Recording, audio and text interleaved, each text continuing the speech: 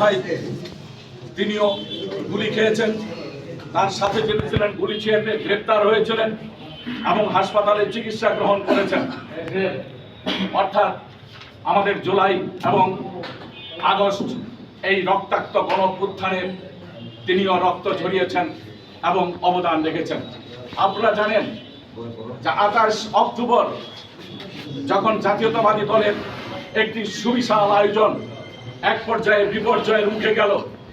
তার পরবর্তী সময়ে এই জাতীয়তাবাদী দল যখন মাঠে টিকতে পারছিল না, তখনও গণতন্ত্র মঞ্চ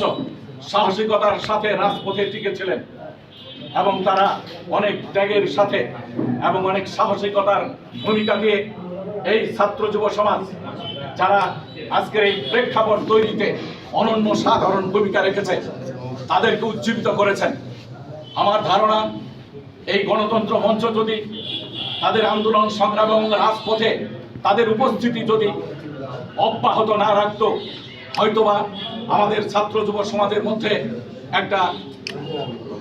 স্থবিরতা আসতে পারত। কিন্তু গণতন্ত্র মঞ্চের সাহসী ভূমিকার মধ্য দিয়ে মূলত আমাদের ছাত্র যুব সমাজ আরো শক্তি নিয়ে, আরো আত্মত্যাগের আত্মপ্রত্যয় নিয়ে তারা রাজপথে দাঁড়িয়েছিলেন এবং বিপুল 2000 মানুষের প্রাণ ঝরে গেছে এবং হাজার হাজার মানুষ আহত হয়েছেন।